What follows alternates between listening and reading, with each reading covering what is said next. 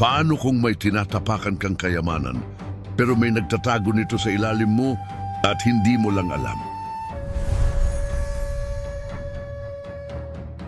Nung panahon ng World War II, sinakop ng Japan ang Pilipinas sa pamumuno ni Tomoyuki Yamashita. Habang papalapit ang pagkatalo, may mga lihim na kwento ng paglipat ng kayamanan sa gabi, mga gold bars sa alahas at mga artifact na hindi na nakita muli. At bago sila tuluyang umatras, may mga lugar na biglang isinara, mga lagusan na hindi na muling binuksan. Dito nagsimula ang alamat ng Yamashita Treasure. Isang misteryo na parang sadyang tinatago hanggang ngayon. Ngayon isipin mo ito. Hinahabol ka ng kalaban. May dala kang toneladang ginto at wala ka ng oras. Maghuhukay ka pa ba? O may mas mabilis na paraan? Paano kung hindi sila naghukay? Paano kung alam na nila kung saan ilalagay?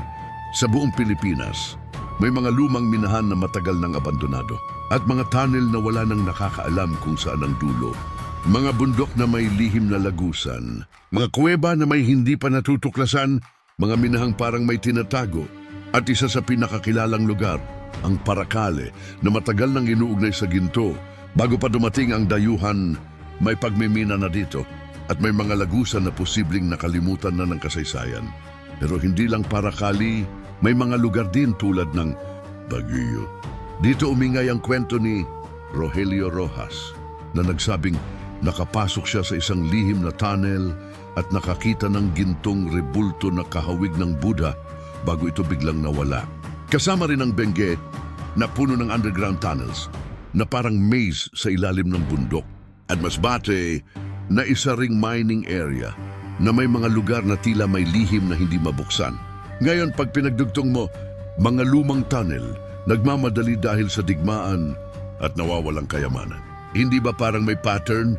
Hindi ba parang may sinadyang itago? Mas practical ba na maghukay pa o gamitin ang dati ng tunnel? Ayon sa mga bulong ng nakaraan, ginamit daw ang mga lumang lagusan, pinalalim at tuluyang isinara. At para walang makaalam, may mga kwento ng mga taong hindi na nakaakyat mula sa ilalim.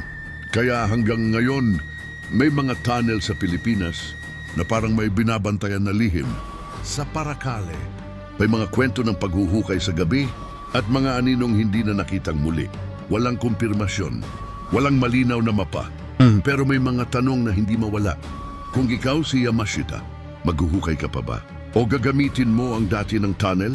Paracale, Baguio, Benguet, Masbate, konektado nga ba? O may mas malalim pang sikreto? Ikaw ano sa tingin mo?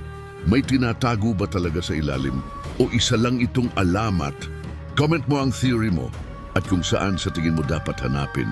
Follow mo ang page para sa mas maraming kwentong hindi pa tapos at mga misteryong hindi pa nabubuksan.